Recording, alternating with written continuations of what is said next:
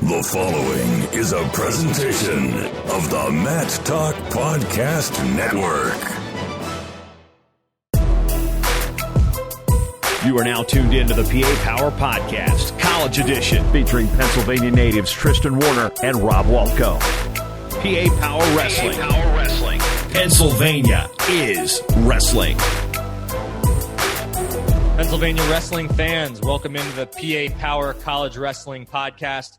I'm your co-host, Tristan Warner, joined as always by Rob Waltko. Rob, thanks for joining us tonight, guys. We got a special guest here. He is the 14-time award-winning journalist, broadcaster, and announcer, the voice of all levels of NCAA, NAIA, World, and Olympic wrestling, and a member of the National Wrestling Hall of Fame. Jason Bryant, also a proud alum of Old Dominion, which in the wake of the last week, I'm sure wrestling fans around the world have been hit pretty hard, knowing that the program was discontinued. So, Jason, thanks for coming on and joining us. How are you doing out there? I wouldn't say I'm that proud right now, given the circumstances of last Thursday, but I appreciate the information and the intro there. It's pretty cool to hear it from another ODU alum. So, Rob, pardon us while we have our little bro fest over here, but yeah, man, it's cool to see what you've been doing. It's cool that you guys got a show on the network here, and with what PA Power has been doing, it's really awesome. And that's one thing that we've always had at Old Dominion, even before Steve Martin was a coach, we had a lot of PA Power in that lineup. So it's relevant to your listenership because a lot of Keystone State kids always came down to Norfolk. Yeah, it's also cool. It comes full circle because I was, a guest on your show a few times whenever you were interviewing me, and now I'm returning the favor, obviously. We know you have a ton of good insight. We want to get started. Before we really get into the meat of the segment tonight, if you would just take the listeners back, because, everybody knows you now as, the big-time announcer, but maybe take everybody back a couple decades, how you got started in wrestling and how you got affiliated with Old Dominion growing up in the area, and just what your affiliation with the university has been to this point. Well, my association with Old Dominion begins long before I was even a student. So geographically, I grew up in Newport News and then moved to this city called Poquoson, which is about 10 miles away in 1992. And when at the time, my older sister, who's significantly older than I am, she had gone to Old Dominion for 3 years when Gresham Hall was brand new. So that ought to tell you how long ago that was. That was in the early 80s. So I had been on campus at Old Dominion since the time I was 3 or 4 years old in terms of being babysat and going over there. There's a picture of me sitting in front of an 8-track player that likes to circulate on social media, wearing a bandana and an Old Dominion University sweatshirt. So this school has been in my family. It has been part of my upbringing forever, and growing up in the area. You know that now that's ESPN 94.1. Well, back in the day, the sports radio station was ESPN 1310, and it became Sports Radio 1310 back with Tony Mercurio and John Castleberry used to do morning shows there, and Richie and Dino still work there. And I grew up listening to sports radio, and I would listen to the call-in show with Tony Mercurio. I started calling in when I was probably in the 5th grade. Jason from Newport News, then I moved, and Jason from Poquoson, and Tony and WGH at the time had the contract for men's and women's basketball with Old Dominion. So I started listening to Old Dominion basketball early. And when those games would be over, I'd flip over and pick up a station out of Cincinnati, listening to Xavier basketball on 700 WLW. So I knew early I wanted to be a sports broadcaster. And a lot of that came from listening to Castleberry and Mercurio and those broadcasters on WGH call men's and women's basketball at ODU. Wrestling didn't get into my world until like 1995. So I'm, long before that, I'm listening to Tony. I'm calling in. I'm going to Old Dominion basketball games. They would play a couple games at the Hampton Coliseum periodically. Odell Hodge was coming through at that time. Oliver Purnell was the coach. And, we knew Wendy Larry was crushing it already. That women's program had 3 national titles by that time. So the sports scene at ODU was really kind of infectious. I'd go to season tickets in high school. This is something that, Old Dominion University was part of my upbringing. I grew up, right in the middle between ODU and William and Mary, and I ended up going over to the South Side a lot more than I did anything else. And when I get into wrestling and discovered that in the 10th grade, and then came out for the team in a very meteoric rise to the bottom in my high school career, which was a nationally ranked program. To my own credit, I would have probably started at most of the high schools on that side of the water. I can't say the area because the South Side is where Great Bridge and Western Branch and Cox and all the powerhouse AAA programs were. But we were a good little double-A high school. I like to joke we were a class of redneck high. We're, a lot of jacked up trucks in the parking lot, a lot of dip stains on the floor, just, good old boy kind of town. And wrestling meant, we had old school hard-nosed guys, and wrestling was our sport. 9 state championships. The basketball team was 1-22. Wrestling was second in the state to Grundy all the time. So it was an infectious sport that I discovered and, went along to college at Old Dominion. There's the backstory of my wrestling story is not necessarily relevant here, but when I went to Old Dominion, one of our teammates, a guy named Brad Fitzpatrick, he was a 2-time state champ and was coming to ODU. He ended up wrestling at he was going to be 184, but he got medically disqualified. He had actually fractured his spine during the ODU Invitational, wrestling a guy his brother beat to qualify for the Nationals the year prior. His brother was a national qualifier at VMI and actually wrestled Jamie Kelly, the late Jamie Kelly, at the NCAA championships that year. So Brad was really my tie to the wrestling program at ODU because he's brought in with guys like Jeff Rusak and Chad Filson. Rusak's a firefighter in Virginia Beach. Filson's now the coach at Hickory, and there's a big crew that came in, and I met them right away. And while I wasn't directly involved with the program immediately, it wasn't very long that I was in Gray Simon's office. I was on preview with Paul Jimenez, and, it's like, he was a national qualifier, state champ at Lake Taylor. State champ, man, Paul Jimenez, that was just kind of his thing. And I really was fast friends with the wrestling program, and I covered it for the Mason Crown, then started announcing the matches. And quickly, those guys became my roommates and classmates, and we were scheduling things. I was like, all right, Dennis Whitby, man, you want to see a guy that couldn't type when he got to college? I'm throwing him under the bus here, but he was the hunt and peck guy. And then, by the time he was done with his first year, he was pretty good, but it'd be like, I was like, Dennis, you actually wrote that out, handwritten? So I'd be like, yeah, go, grab me a soda and I'll be back, and I'll help him type it up. And, it was one of those things that we were just kind of there. It was like, even though I wasn't on the team, I had no delusions of being on the team because I wasn't in college to wrestle. I was in college to be a broadcaster. And I worked at WODU. I worked at the Mason Crown. I was snagging phones at the Daily Press and Newport News. So I was involved in Old Dominion sports almost immediately. And wrestling was one of those things. By the time I'm my second year, I went into Whitehurst 440B blind. I didn't know any of my roommates. And then, shortly thereafter, I'm living on the corner house at Canova with the wrestlers, and pretty much those were my roommates for the next couple of years until, my last year I lived with 3 girls on the sailing team and got a real good insight in what that program was about. And, an Olympic gold medalist lived across the street from us, Anna Tunnicliffe. She's like a beast CrossFitter right now. So, it's one of those things that when we're there going through college and becoming friends with people, we didn't have a football team then. It was rare that we would see a basketball player socially, but we would see swimmers and divers and soccer players, men's and women's soccer players, and the lacrosse team.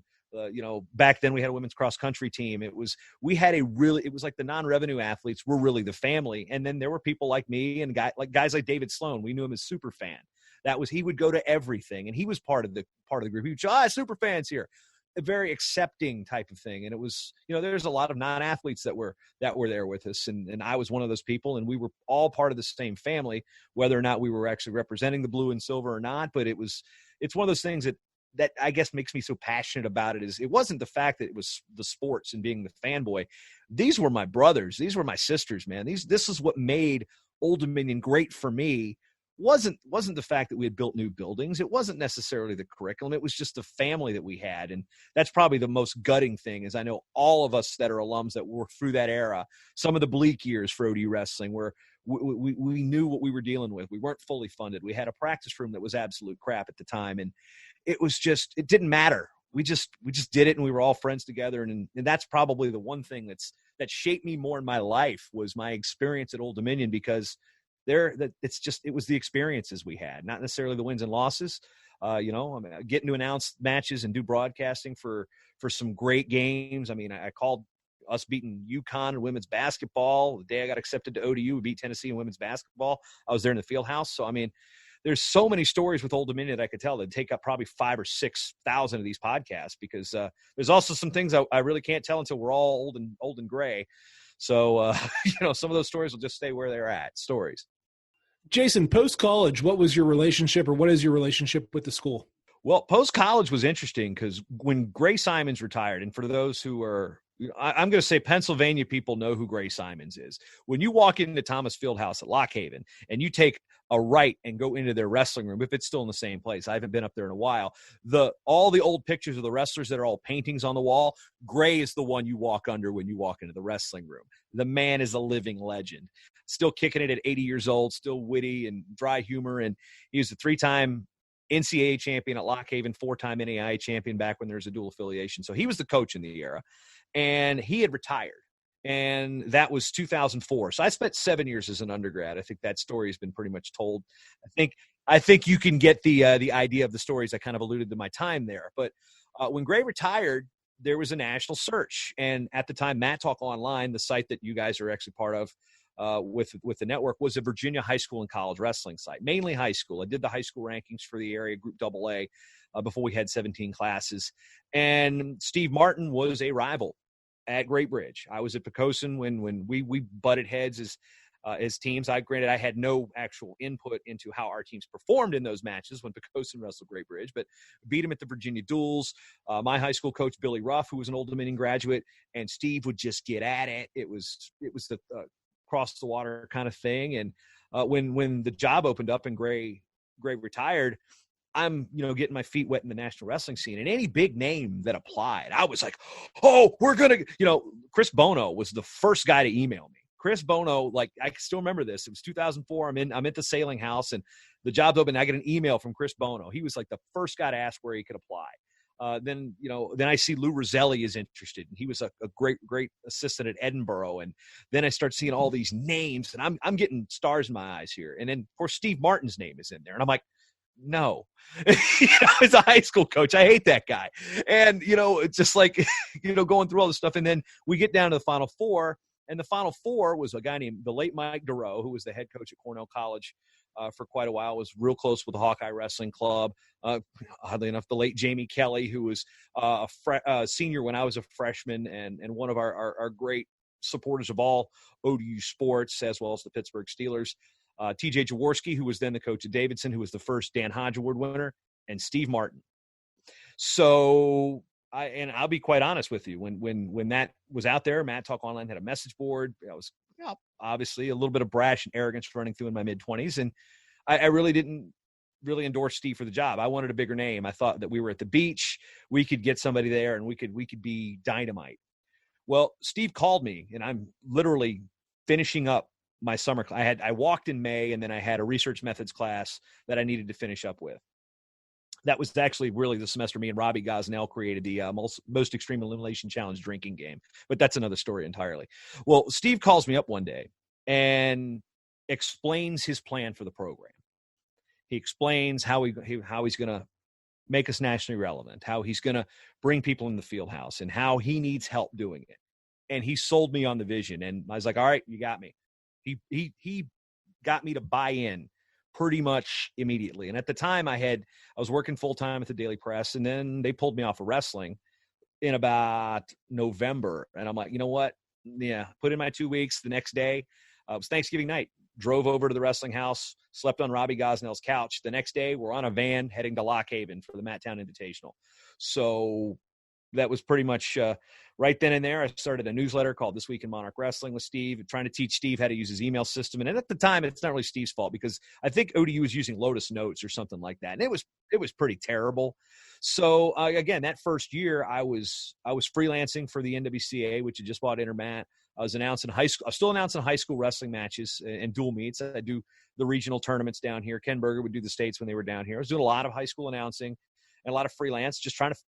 I'm a recent college graduate trying to piece my life together. I had quit a full-time job because they pulled me off of wrestling, and I don't know what I was going to do. And I spent a lot of time in vans with ODU that year. I slept on the floor at tournaments with them. I mean, I was, Lee Pritz, John Testa, Corey Ace, and Steve were the staff. I Ace and Testa had like a one-bedroom apartment in Ocean View. I think I slept on their like futon-ish, chair. I don't know how many times, just, building a program and helping them with communications. And, and in that era, we didn't always have an SID that was into wrestling. So I did a lot of ghostwriting for Old Dominion Sports Information and sending stuff out. If I was up at Lock Haven, or if I was at a dual meet or at the Beast of the East, college tournament when they still had that. So it was pretty quick that my association with ODU as an alum was pretty solid. And then a year later, I got a job at Intermat with the NWCA, and I moved away. I was still driving back 5 hours to announce home duels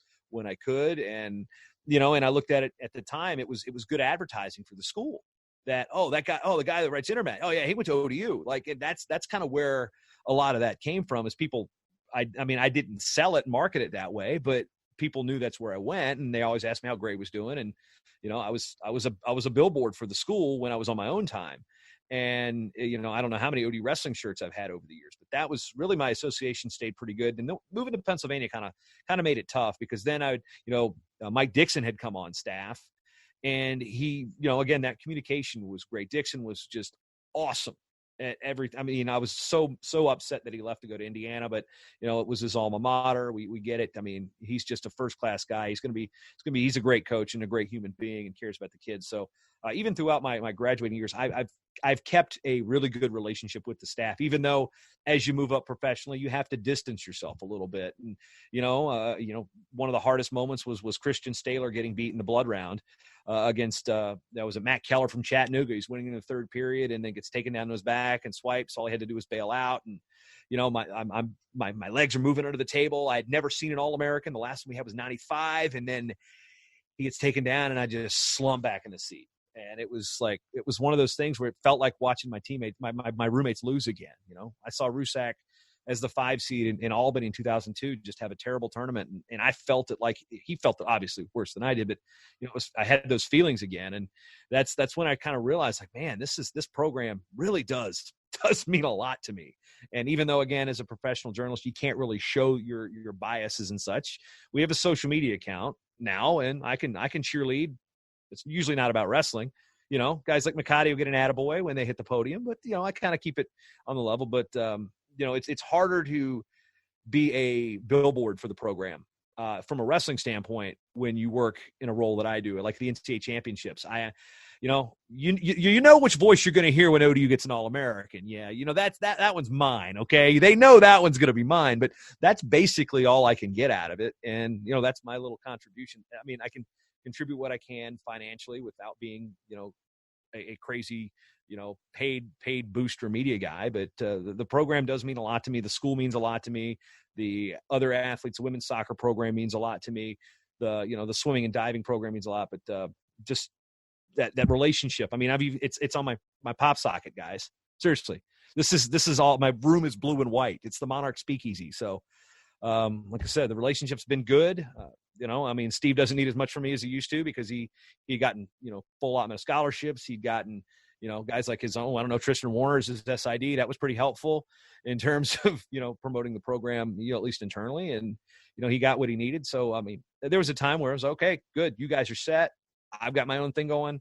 I'll see you once a year for a football weekend. I'll announce the alumni weekend, or maybe try to come in for the golf tournament. But, when you live 1,000 miles away, your connections aren't as great as they would if I still lived in Newport News or Pocosin or right there in Norfolk. Jason, before we get into all of the, the announcement that came this week, if you would, quick, just talk about the impact that Steve made on the program. One of the biggest things that you hear people talking about right now, when they see this announcement, the first thing they think of, I saw an interview with McCarty, first thing he thought of was poor Steve. Like, Steve, anyone who knows him, anyone who's been around the program knows this guy eats, sleeps, and breathes wrestling. I've seen him sleep on his couch in the office before. He was synonymous with Old Dominion Wrestling. Talk a little bit about just his impact on the program and how he took it from where it was when he started to where it is now.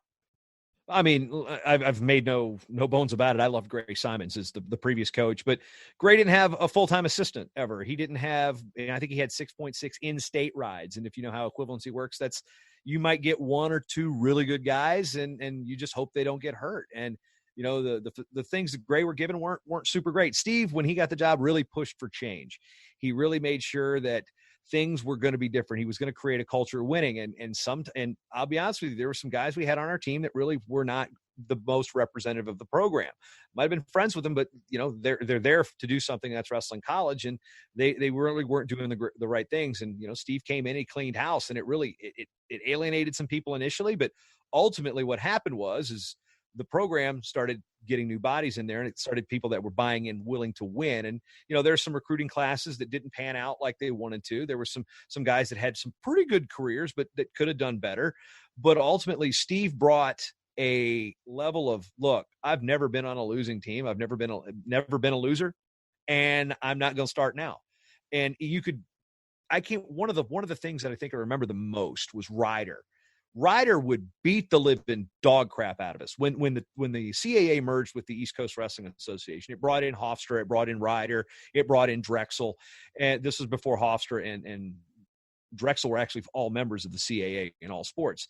And Ryder would just beat the crap out of us all the time. All these Jersey guys were just beating the crap out of us. And then so Gray's last year, I think we lost to Ryder 41-6. And the 6 was a forfeit to our heavyweight. The next year, we beat Ryder. And I think Ryder only beat us once, maybe twice in those first 10 years Steve was the coach. And that was kind of one of the barometers. Realized, like, in 1 year, you can go from losing to a team 41-6 to beating them in a dual meet.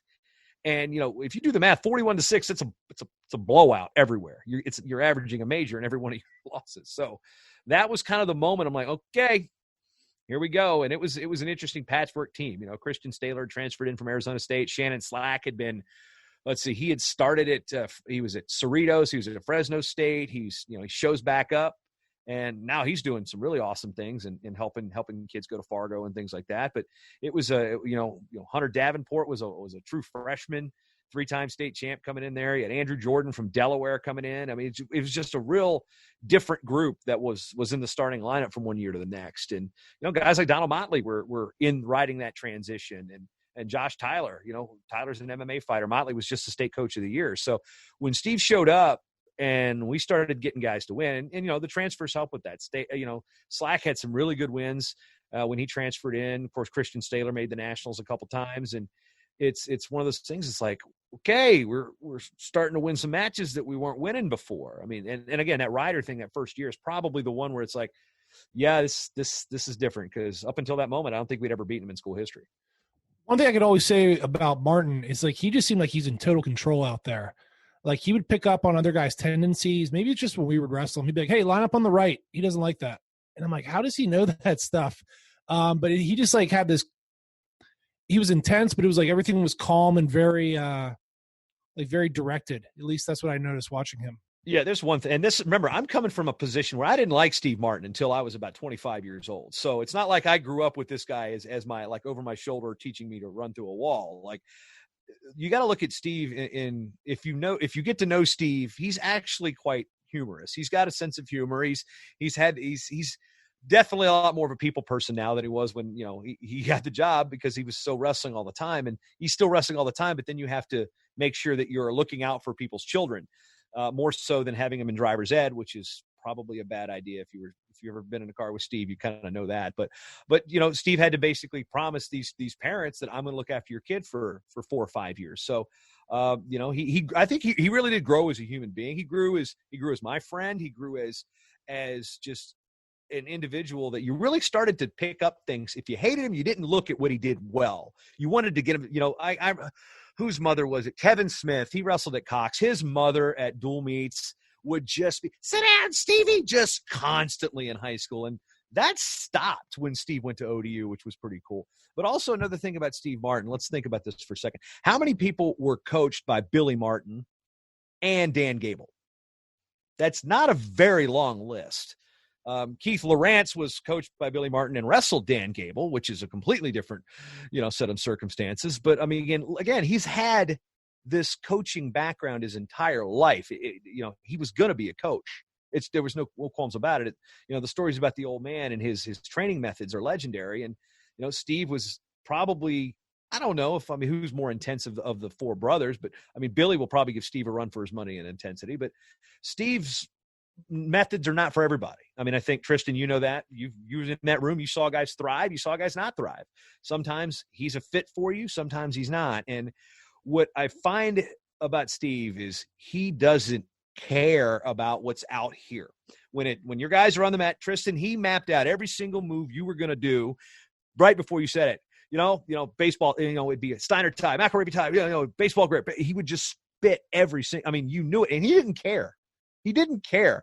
So that was one of the cool things is to see is how other fans, when we got to college, reacted to somebody that had actually seen him do this for a decade or more. And then you see him do it at the NCAAs. You can hear him clear across the arena. Like, oh, who we got up over there? You know, it was great. So it's definitely been interesting to see how well he can take certain kids. And you're like, oh, wow, that's pretty good. And how he's also been a pretty good mentor to young coaches. I mean, there's pretty good coaches all around the country that came through Old Dominion's room. You know, one of them's a Big Ten head coach right now. Matt Storniolo had a huge influence in Ryan Williams, for example, and Steve brought him on board. And those two had a very weird relationship, but guess what? They both grew from it. And I thought it was really interesting to see how people work with Steve when they come in not knowing him, you know, very well. And it's just, there's a lot of good assistants that have come through and had great careers after they've left Old Dominion because they got their jumping off point in Norfolk.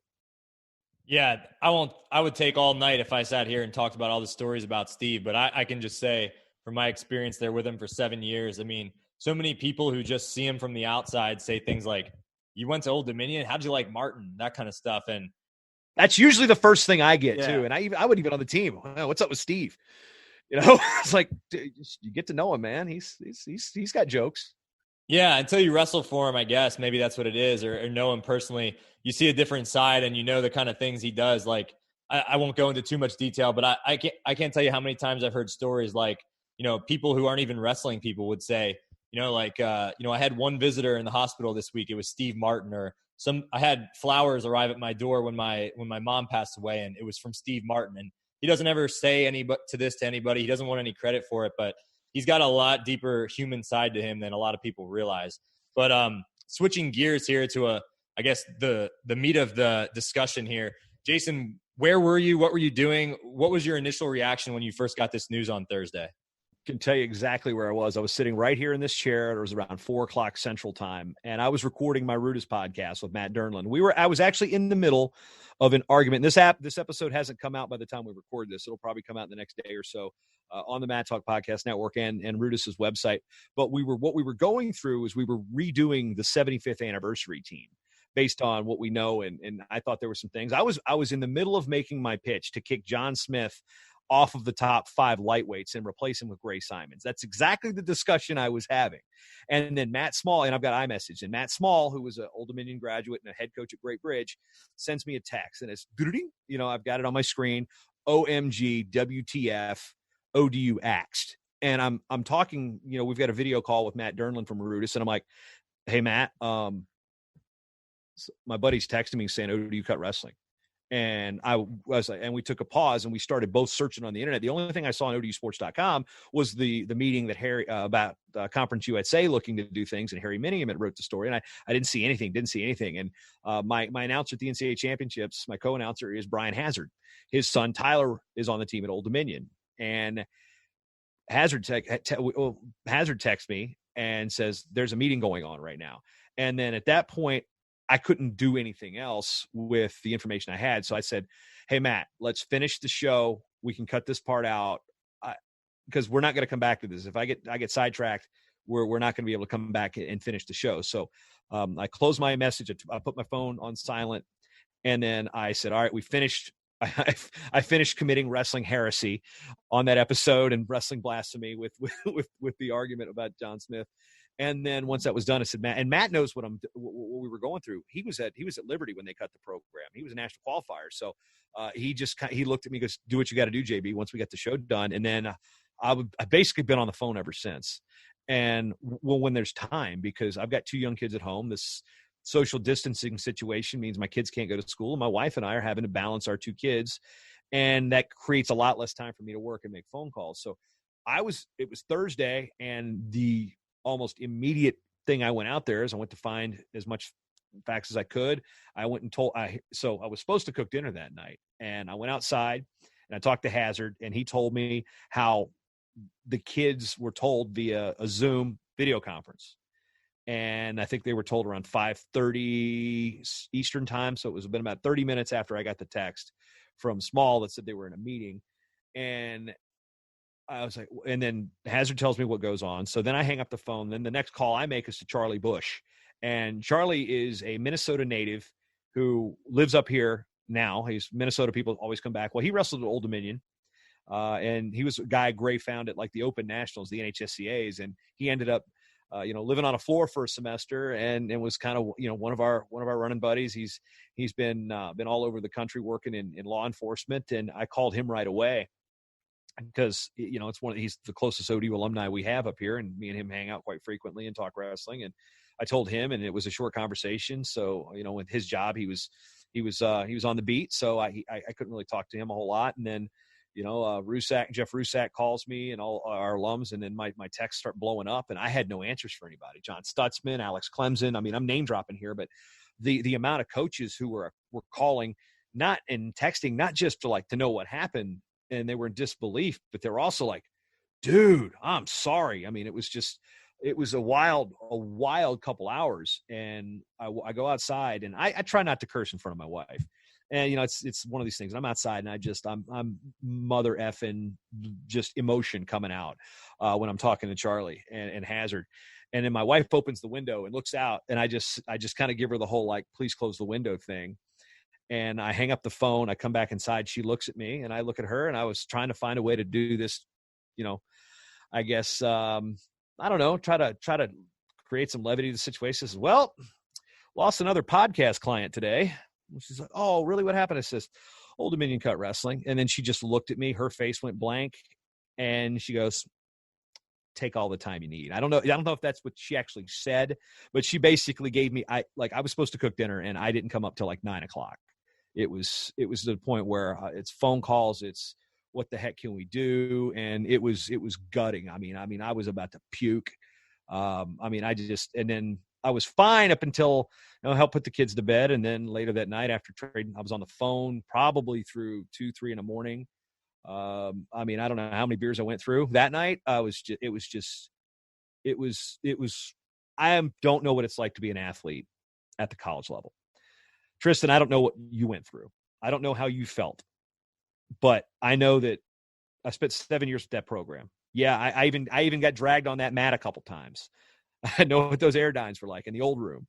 I know what that old sauna was like. It was the most gut-wrenching thing. There's only one other thing that I've experienced in my life that's torn me up to shreds, and I'm actually not making that public. But let's just say it's probably the second worst moment of my life. And I'm not even on the team. I wasn't even on the team. I mean, like I've said a lot of words here today, and I still don't think I can come up with the words that really, really, truly describe what that's like. It's, and it's just, I guess I was more, it's like, I'm not mad, I'm disappointed. I always thought our administration was different. I always thought, no, JMU cut 8 sports. They're a whatever. You like those rivalries with your colleges that you can say, yeah, well, VCU doesn't have wrestling, so screw them. Or George Mason doesn't, well, you don't have football. Well, now I'm laughing. Now I'm getting laughed at for that type of thing. It's karma biting me in the ass, maybe. But it's hard to describe when something you've seen grow. You've been there for the bleak years, and then you see it. You see Ryan Williams wrestling the national finals from Old Dominion, beat 4 guys that he had lost to in college. So right now, no longer can we say Jody Staler got screwed in the finals and that the only finalist Old Dominion's ever had. No longer was Wayne Bright the trivia question to the last man Dan Gable beat in college. I mean, it's still the answer to the trivia question. But the fact is that recent memory, we have recent history. We have, Steve put 10 All-Americans on the board in 16 years. He didn't even have a chance to get two in the program right now that had a shot again. And that's bigger than all of the other coaches combined before him. So where was I? I can tell you that I'll be able to tell this story until I die, because it was again, one of the most ripping things that's ever, I never expected it to happen. But when we were talking about adding football and the discussions were coming around when I was in college, I made everybody aware I am not for football if programs are cut. And I thought that was how we were doing it. I thought we were better than that. And we were supposed to add rowing and volleyball and softball. I'm like, okay, we're a school that's doing it right. So I'm gutted for the guys. I'm gutted for Steve. I'm gutted for our alumni. I'm gutted Tristan, for you. I mean, you're a guy that represented our school academically better than anybody ever has. Save maybe Sam Salvia. She's a Rhodes Scholar. She might have you beat there. You've got 2 Elite 89 awards, man. You are the student athlete. Guys like you are what ripped my heart out about this, and it made me want to throw up and just go on a rampage and just drive to Norfolk and just take all my Old Dominion stuff and put it in a bucket and burn it. I was so pissed off, and that knee jerk has come back, and I don't know if I'm settling down right now, but it's just I'm not the one that also feels like this. I mean, I've gotten texts and phone calls from all of us that were there.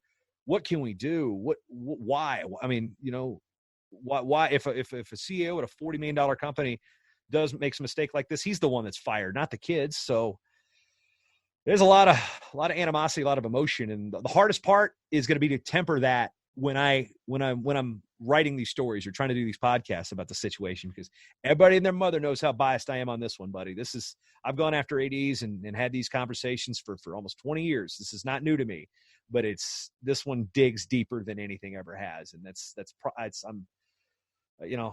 I'm going to do what I can from 1,000 miles away, and situations are what they may, is I can't drive to Wood Selig's house and stand on his lawn and yell at him, and just social distancing won't let me do that. I can't get on a plane. So, there's all these things that we want to do and we want to say it, but that's really, it's hard to really coherently contain my emotion and explain what this actually means to me and other alumni. Because there's alumni like me that never wrestled, that were just as close to these guys too in their eras.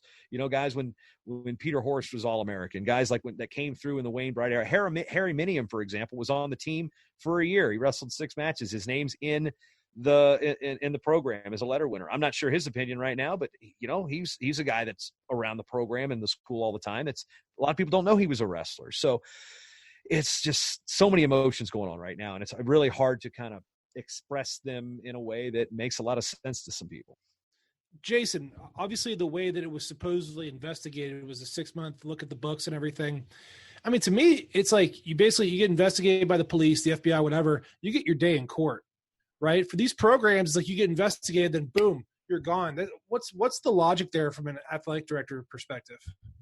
Oh, it's the playbook. It's the Cut Sports playbook. Okay. It's not something new. You want to make it as minimal as possible. You want to answer as few questions as possible. You want to avoid everybody as possible. And Old Dominion was doing the playbook. I mean, I got into some pretty heated social media discussions with some external relations people. And, ultimately I'm going to get at least some type of access to the AD in a media capacity. I'm not sure. I want an interview on a podcast. I don't think that's going to be, I know for a fact that that's not going to be the case. We'll probably end up being some email correspondence, and hopefully I get some follow-up. But the playbook is basically deny interview, deny interview, deny interview, deny interview. Our decision's made. No, you can't save it. F off. That's pretty much, they don't actually say F you in the press release, but that's pretty much what they're saying. Then when somebody finally tugs their ear, they'll give you the go to hell figure, which is sure, for X $1 million, you can endow it. Not, you're going to save $1 million. Why don't we just give you $1 million a year? No. They don't want that to ever go away. So they give you the endowment figure, which sometimes it's, again, the go to hell figure is the moving target. The University of Oregon has more money than God. They don't need the go to hell figure. They just need to go to hell. They give you that figure and then it moves. Okay, we raised $3 million. Oh, well, now it's 8. Well, now it's 15. Now it's 20. So you can just clearly say some administrators don't want it, and they're going to do everything they can to deny it. Now, then this is where when I hate the fact that we cut sports, it is a financial reality. Okay. I'm not immune to the fact that, yes, there are valid concerns that cause for the demise of wrestling programs. That sucks. And if I could, if this was legit, because I think this study is a kangaroo court, to be quite honest with you, but when you get an AD that will actually say, yes, I'll talk to you. So Bill DeAndre at Anderson University, a Division II school, he talked to me. Thomas Bay at Fresno State, when they dropped it the first time, he avoided me like the plague. Pat Kilkenny at Oregon wouldn't even return my calls. The guys at Boise wouldn't even, we're not saying anything.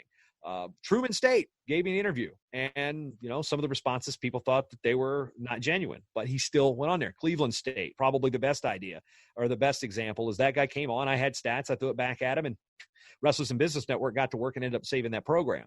So they give you the deny, we're not going to give you anything. And they just want it to go away as quietly as possible. And there's been a lot of safe programs, but there's also been a lot of programs that would never even entertain the thought.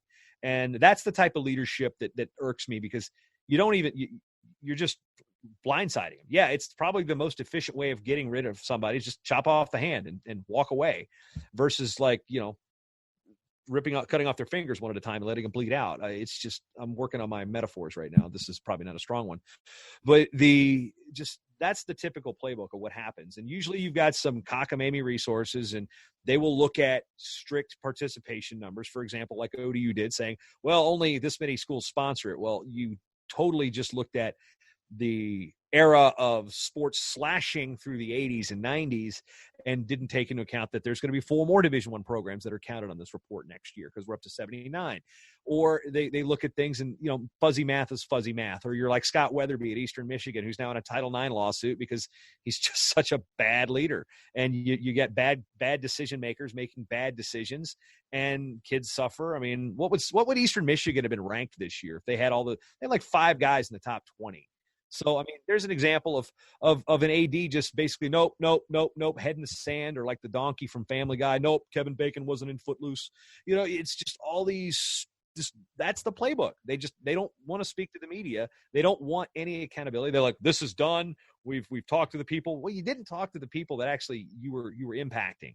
And that's the one thing I have with an administrator. Hey, it's tough. It's tough. Sometimes we're in a situation where you got to drop a sport. And I hate the fact that is a truth, and I hate the fact that that's a truth at Old Dominion, but it's not a truth at Old Dominion.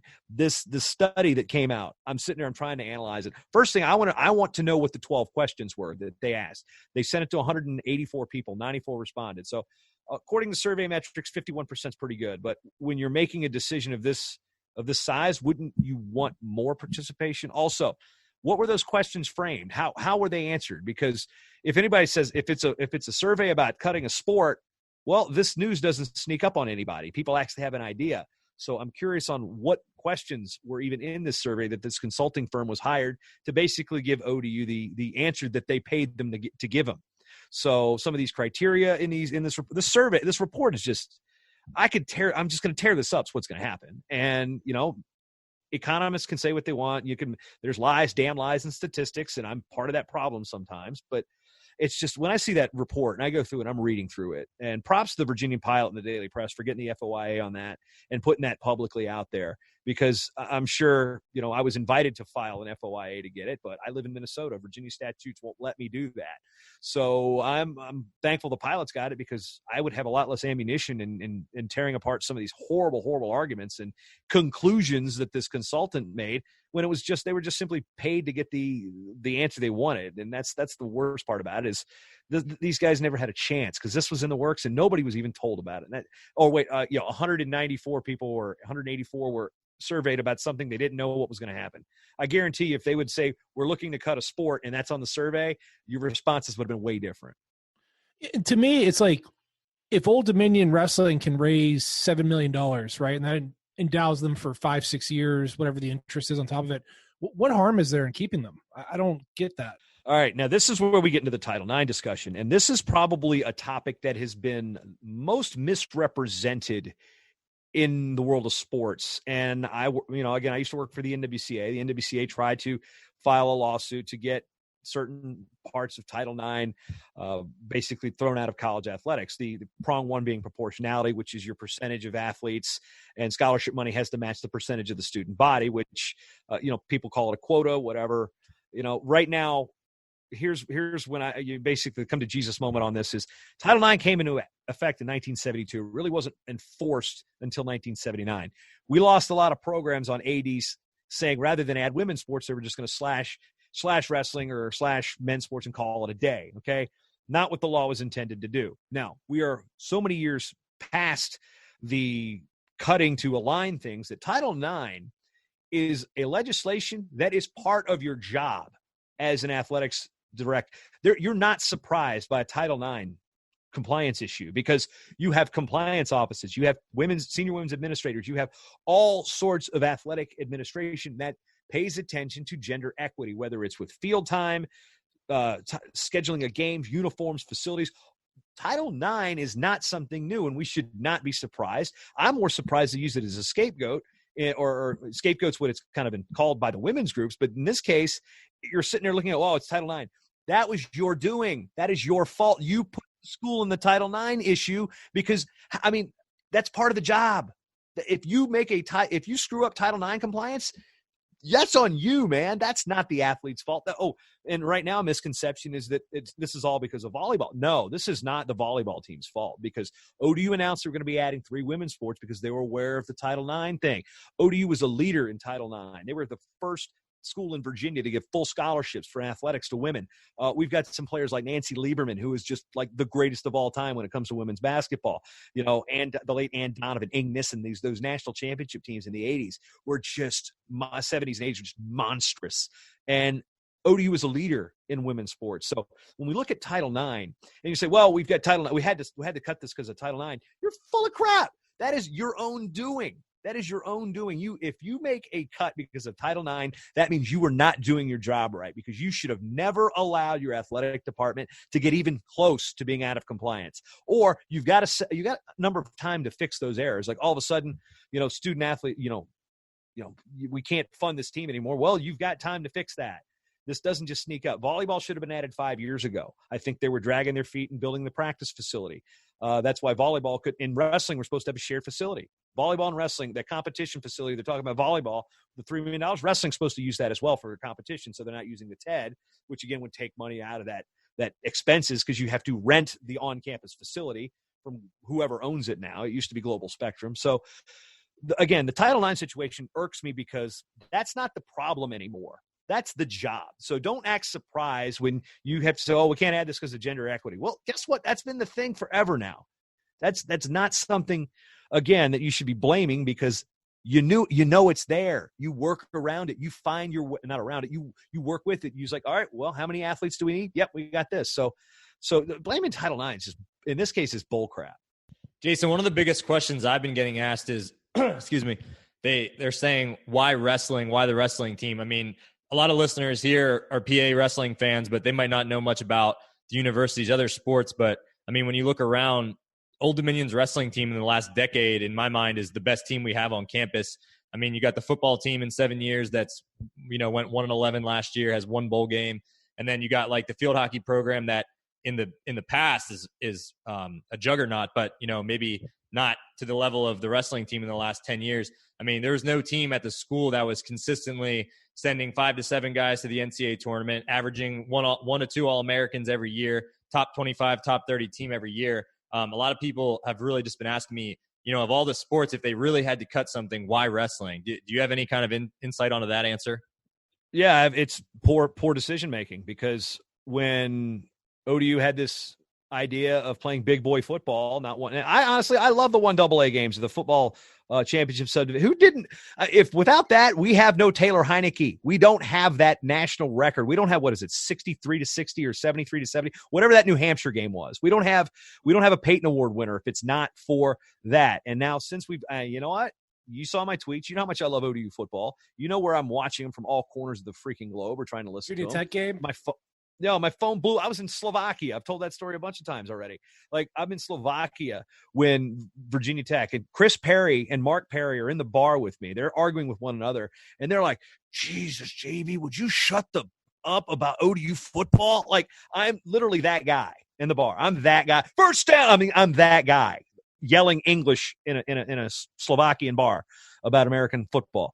And so we look at the success of the sports. I loved ODU football, but I always had my reservations with it. And when it's Conference USA, I was like, oh crap. Now I can't say I expected this, because I always believed our administration, our school was better than that. We were forward thinking enough to make sure that what we're talking about right now was never going to happen. One of my friends is a former coach of a women's sport at ODU, said Wood Selig said he would never cut a sport. There are interviews floating around on Flow Wrestling right now about how much Wood Selig said he cared about Old Dominion Wrestling and how much it meant to the school in the area.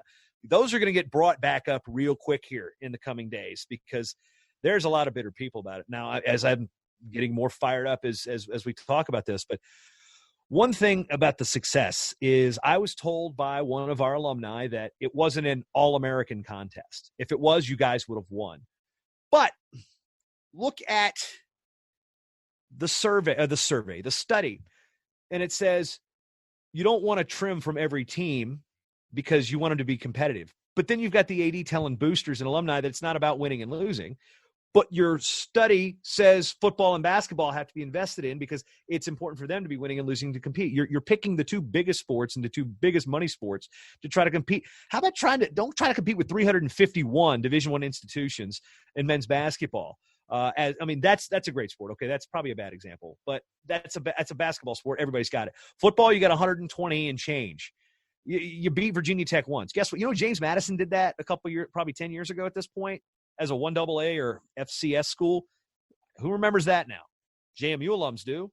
It's going to be our win over against Virginia Tech. It's going to be great. But we're the only ones going to remember it until we play them every year. And that game, that crazy game at SB Ballard Stadium at Foreman Field is brought up every year. That's the only time you're going to hear about it. It's not, SportsCenter's not going to talk about it anymore. So, it was great for I've got the newspaper clippings, but success apparently is not an issue until you look at the study, and they don't want to make even cuts across the board because it affects the success of everybody else. But you can't affect the success of football and basketball. What you do there is you throw more money on the losing program, hoping they can turn it around. Money doesn't fix the problems. Personnel does. And so, point being is that ODU's success is apparently irrelevant in this discussion. Now, they brought up the sports to cut. And as we said, we know that in a time of gender equity, even with a budget, you're not going to cut a women's sport because you will immediately be sued for Title IX noncompliance. So with that being the case, even though they even says it in the study, women's sports can't be cut. Some of my friends from the women's soccer team, they even said it on Facebook. We know we're just here because we're girls. And that's them saying it. That's not me saying this. It's not me saying that. I was to every women's soccer game I could at ODU. I went to all these sports. So let's not put that argument in there. The success, okay, we got baseball, we have men's soccer, and wrestling were the three that they were looking at. Well, two of those are in Conference USA, and then wrestling is not. Well, guess why wrestling is not in Conference USA? Conference USA doesn't sponsor it. Why? Because the administration felt the need to leave the Colonial Athletic Association, which sponsored wrestling, and then they left. George Mason also left, so that left Hofstra and Drexel as the last two CAA schools of wrestling, and the rest affiliates. So ODU essentially, all the moves that they made for football have been there. They put the wrestling in the spot. Wrestling didn't do anything wrong. They've got Elite 89 winners. They've got the second highest GPA at one point behind Harvard. They've got All-Americans. They're performing in the classroom. They're performing in community service. They're sitting there. They're that's how you're supposed to do it. So that's the playbook of how you're supposed to make sure your program is uncuttable, is make sure you're doing all the right things. You're checking all the boxes. You're performing well. You're being good stewards of the university. You represent well. And none of that mattered because ODU was not in Conference USA. But that's not their fault. That's not wrestling's fault. You put them there. That's your fault. So you make a set of criteria that comes up, and you put those things that you did. It's like you set the criteria. That's why I call this a kangaroo court kind of studies. You're setting criteria that you put the wrestling team in those positions to do. Then you pay somebody else to tell you, hey, here's what we did to the wrestling team. Let's use those as criteria to get rid of them. That's one thing. And I also want to touch on soccer just for a minute because, one, that was an awesome team, still an awesome team. They've made runs into the NCAA tournament. They were ranked number 2 in the country at one point when I was a student there. I remember when Hurricane Isabel came through, we beat Wake Forest without any power. They're a rise to number 2 in the country. And men's soccer in Conference USA, there's 14 schools in Conference USA. Only 6 of those are Conference USA teams. The other 2 that comprise the 8 soccer programs are from the SEC, Kentucky and South Carolina. So while Conference USA does sponsor men's soccer, it's not necessarily saying, it comes off like, oh, well, we don't sponsor wrestling. Well, you barely sponsor men's soccer. You had to go out and get affiliates just to make sure that you could even do that. It's like the Pac-12 for wrestling. Oh yeah, it's that. It was the old CAA was kind of like that too. Or the Big 12 is predominantly affiliates. And then you look at situations like when they moved, they put the 2 most successful sports. And I know men's basketball has a 1975 Division II title, and they beat Villanova, and they've got some draft picks, and Kent Bazemore's just an absolute BA. But you put women's field hockey in a conference that didn't have field hockey. So they're an affiliate in the Big East. Rowing was in the Big 12 for a while. Now they're in like the American. So they're using, okay, we can't use these arguments for the women because we can't cut the women, but we're not allowed to use that argument for women. We're not allowed to use that argument here. Okay, well, we got 3. Well, you're going to cut the program. It's like Justin Verlander, every time he takes the mound, it's Old Dominion. Dan Hudson was a darling last year with missing the game because he had the birth of his child. That's an ODU guy. We were all beating our chest for Daniel Hudson, were we not? All the athletes were. So it's one of those things that the conference argument just pisses me off to no end because that's not their fault. You put them there. That was your doing. You set them up to fail. You're the one that made all the mistakes, and they're the ones that have to pay for it. And that's the biggest thing that sticks in my craw about this conference thing is you put them there. You chose a conference that didn't represent 2 of your most successful sports because you had this pipe dream of trying to chase UVA and Virginia down, being the best football team in the state. Yeah, you beat Virginia Tech once. Ain't ever going to happen again. As much as I love ODU football, I'm a realist. And right now, a lot's going to have to change in Blacksburg, and a lot's going to have to change for Norfolk to catch lightning in a bottle again. Right now, I'm coming off as a bitter alumni. Yep, stone sober, bitter alumni, because this study was crap. Is this what you wanted, guys? Love every second of it. I really don't. Honestly, I really don't. I really don't, man. It's not okay. It's not what I want. I wanted to be a lot more. I keep wanting to intervene and make sure you're okay, but I care, man. There's a lot more people like me out there too. Maybe they're not as crazy, but there's a lot more out there people that want to save this program. They were not even given the chance to. A lot of them just don't have a platform, so it's good that you can be a voice for them. Well, I'm glad you're an alum. You're doing more than I am right now. I mean, you've got it. You're out here getting it. I'm trying to find time to do stuff. I mean, you guys called me up, and I'm more than willing to talk about it. And you've been there in the trenches more recently than I have, and I appreciate being able to speak on this because I'm by no means an expert on what happened in that wrestling room, and I'm definitely by no means an expert on technique or finances or anything. I'm just looking at. I may not have great business sense, but I got a lot of common sense, and there's not a lot of common sense in that study. Jason, is there anything, Joe fan like myself or an alumni like Tristan can do right now, or is that still being formulated? I think it's being formulated because there's what's going to happen is what we saw at Cleveland State. Wrestlers in Business has a Coastal Virginia chapter now, and there's been some discussions and where the strategy is, and I don't think it's any secret, is that when you mobilize the business leaders that have ties to wrestling and ties to the school, you're going to start unturning some stones and seeing things differently. Be like, wait a minute. In the past, it was like, well, who do we know? Well, now that there's these chapters popping up and there's people that are getting connected and there's these social communities of people that have shared interest, and there are people out there that have shared interest in Old Dominion sports, and there are people that have the shared interest in non-revenue sports and women's sports and wrestling, and they're not, when you get the fundraising email about the basketball practice facility, they don't care. Because in large, I don't know how well the 4 or 5 guys a year and women a year that graduate from ODU are actually active donors of the programs. I mean, it's not a sport that puts out a lot of alumni each year like wrestling does. Like, you've got 10 to 12 seniors, even if they don't make it through eligibility wise, that stick in the school that are, maybe they decided to do something else, or they just said it wasn't for them, or they got hurt. That's a lot of people you put into the community. That's a lot of wrestling coaches you put in the community. That's a lot of teachers you put in the high schools. So what can Joe Fan do is there's, the Wrestlers in Business chapter, which is kind of housed by the NWCA, and John Licata is running that out of Northern Virginia. And the Coastal Virginia chapter is going to be mobilized here. It's still pretty new. We're starting a Wrestlers in Business chapter up here in Minnesota, and I'm kind of, I guess, on loan from them at the moment.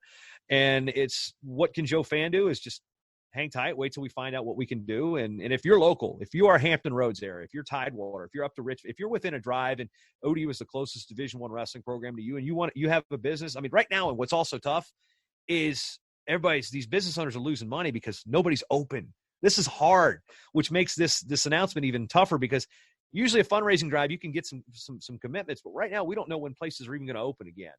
So it was almost the perfect storm of crap. And by the way, this COVID-19 excuse was you lost money because you planned poorly. So, So what can Joe Fan do? Just pay attention, see what's going on. I'm not going to be this fired up, obviously, in all my tweets, but man, just you guys kind of know where I stand with this. So hang tight, and I know that they're going to probably distribute some things. And there's it's not like it's a whole letter writing thing, and like these President Broderick, who's a great individual, at least he was to me. He declined my interview request already.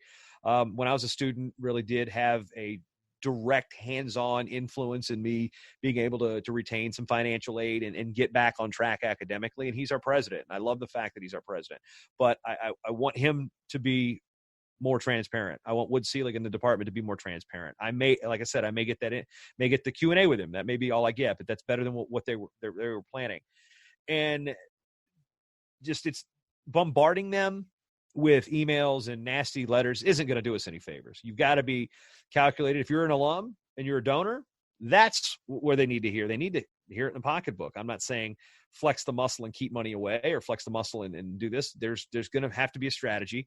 And right now they're not really willing to play ball until somebody that's a big donor is going to say, no. You come to this table or I'm not buying some of those boxes that are at that new football stadium that you just spent on a 111 team. So it's going to take some flexing of the muscle for it to work. And I think Joe fans should be like, yeah, all right, we're rooting for you. Just the support, I think, is the best thing we all need right now is be responsible, be, I've probably broken my own rules in some respects about some of my attitude in some of these respects. But I mean, like I said, it's just, we don't really know what's going on right now in terms of where our challenges are, because we've one alum's been told a money figure. We've had another alum told it was because of this. We've had very little in terms of communication with the media. So it's still really in the discovery phase right now, I guess, is the lack of a better term. I like that advice though, because we're not going to muscle the AD. Like if you send a bunch of mean tweets, it's not going to do anything. It's going to delete. Right? So it takes some. Well, I don't know if my mean tweets actually got any results, but it's not the playbook. No, I'm with you. No, you're allowed. You're a fan. You're allowed to be emotional on this one. But if I'm not an alum, if I'm just a journalist from Michigan, I'm not getting that. It's just because I've got a vested interest in, ODU Wrestling did, they paid for the Monarch Matcast. I got a check from Old Dominion University to do that show. So it's, it's like shutting out, one of their own contractors here. So it's, I hopefully that helps. Hopefully that relationship does help me get some answers for our alumni as best as I can do it. I mean, it's going to be hard. I mean, it's dangling the carrot. I'm going to have to chase the carrot and hopefully it tastes like filet mignon. I need to stop with the metaphors, man. Just terrible at this. Anyway, yeah. So yeah, just like I said, be respectful, but you're going to get the same response. I mean, I've been forwarded the same response from the office of the president that I have with Dr. Selig. So, I mean, it's, expect to be disappointed on your first email, but it's financial in their eyes. So that's where it's probably going to be the most helpful. And that's the toughest time right now. Jason, we appreciate all the time you've taken tonight. Before we let you go, do you have anything else you want to say here at the end to kind of close it up, or just a message out there to the wrestling community in general? Especially a lot of our listeners are obviously from Pennsylvania. And like you said, had guys like Ryan Williams and, a lot of Pennsylvania guys make their way down to Old Dominion. It's not too far away. So anything else you want to say to close it off? Yeah, Pennsylvania was all over my wrestling. Brad Krebs was from, I think, Schuylkill Valley. We had a baseball player, Jeff Urey. He's a state champion in Pennsylvania. Ended up playing baseball at ODU. He does wrestling camps out in Utah. He's a wrestling coach. He wasn't an ODU wrestler, but it's a guy that's part of Pennsylvania lore in terms of being he was a beast coming out there, multiple sport athlete. My roommate Jeff Rusak was from Reading and wrestled at Muhlenberg. And it's one of those things like, our other roommate, Chad Filson's from Redland. He's like, oh, I remember you had the ugly singlets. Like everybody remembers how ugly Muhlenberg singlets were back then, the high school, not the college. And then, you've got guys, John Stovich came down from Latrobe. We had Chad Seachak also from Richland out there outside of Johnstown. Yeah. We've had Blake Romano was the first one of the Cumberland Valley guys to come through. Then you and TC came, and then we had Billy Chamberlain was also there. I mean, we've get so many different guys that have come from Pennsylvania. And it was one of those things. Peter Horst, we was Rusak's coach. He was an All-American Old Dominion. These are people that have come from the Keystone State, and a lot of them maybe had the coach that wrestled for Gray Simons, or had that connection to Gray that brought them down there, or wanted to go to school at the beach and things like that. I mean, we had a lot of Pennsylvania guys that maybe they came and they didn't hang and stay very long, but they were still around the program, or they graduated and, they got hurt. They didn't wrestle. Pennsylvania was always like on tops of Greg Simon's recruiting list and Long Island. And then for Steve, same way. That's one thing he was so stoked to have the EWL come in with the MAC is because then he could sell the kids from Pennsylvania. Look, we're going to be wrestling Edinburgh and Clarion and Bloomsburg and all those schools and all those schools up in there. Who am I forgetting? Bloomsburg, Clarion, Lock Haven. Lock Haven, yeah, of course, Lock Haven. I just mentioned that. So you get the 4 state schools right there. So there's an opportunity to sell it, just like you sell all the Illinois kids, because we get to go out to the Midwest, to the Midlands, SIUE, and Northern Illinois. I mean, you sell chances to come back and wrestle in front of your fans. So from a Pennsylvania standpoint, I mean, if it wasn't for Rusak and Filson, I would not know what lager is, and I wouldn't call it by its proper name either. It's one of those things that, please tell me you guys got that. Yeah, I got it. Right? Okay, I was going to say, I was like, you're killing me, Smalls.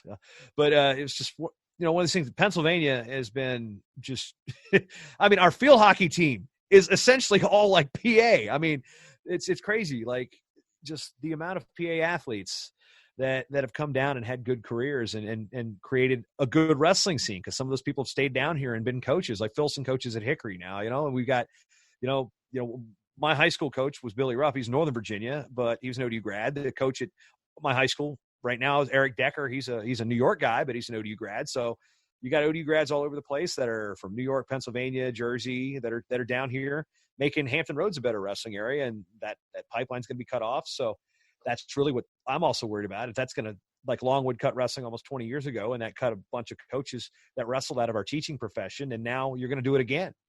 I mean, half the Southeastern District's coached by ODU alumni. I mean, Donald Motley was coach of the year. And they got a state championship in 6A. So those are the guys that are teaching our kids, and a lot of those guys are from Pennsylvania, and they've come down here. They've had a good experience, and when they have a good experience athletically, if it wasn't for Peter Horst transferring to Old Dominion, well, Jeff Rusak doesn't come to ODU, and he's not one of Virginia Beach's top firefighters. It trickles down so many different places in the community that a decision like this impacts more than just athletes. It impacts generations of athletes, not just the past ones, but the ones that you don't even know that you're going to teach and coach one day, or they're going to go to ODU because their coach did. I went to ODU, my coach did, things like that. It all is an impact, and it's all, you can't find that in this stupid study. None of that's taken into account. And guess what else isn't taken into account, Tristan? Academics.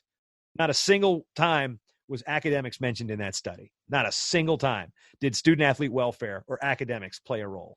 Yeah, honestly, Steve, I feel like of all the things I've seen him be happy about when I was there, that year that we got second as a team academically behind only Harvard, that guy was walking around the whole campus telling everybody we were the Harvard of the South. Like, his face was lit up.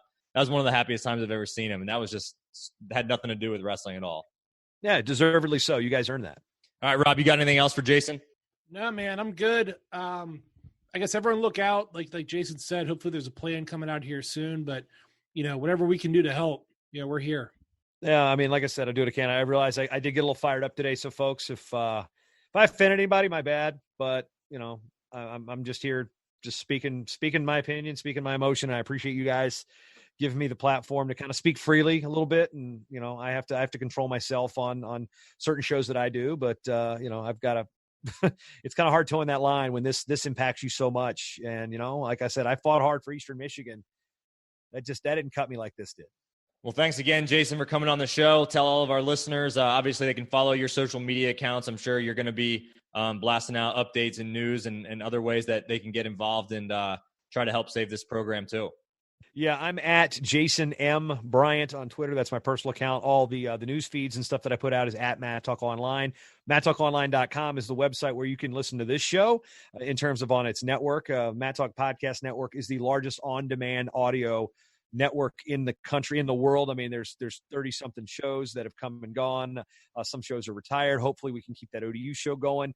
That was ODU was my first client for my podcast network. Virginia Tech was the second. So, this is something it's not just impacted the athletes, it's also impacting me as a small business owner too. But that's the information that we can put it out there. I'm not sure where my stuff from ODU is going to go after I get a hold of the administration, but it's one of those things where I'm going to try to keep you up to date as best I can from 1,000 miles away. But if I don't know myself, I'm going to definitely put it out there. Keep eye on Facebook. Those of you that are Facebook friends with wrestlers or friends of a friends of a friends, we're going to be doing what we can. There's a petition out there on change.org. Search it out. I know Joey Metzler started that bad boy up. So I think the last check, we were close to 9,000 signatures. So just pay attention to what we've got out there. There's a lot of us working in the same direction. And once we get some mobilization, hopefully we'll be able to have something we can tell you if you're a wrestling fan that has Virginia ties, or your kid wrestled there, or you're an alum, or you don't even like Steve Martin, but you still like wrestling. You can do whatever you want. We're going to try to keep you up to date as best I can. And I'm not speaking from a position of leadership here. I'm just a pissed off alum right now.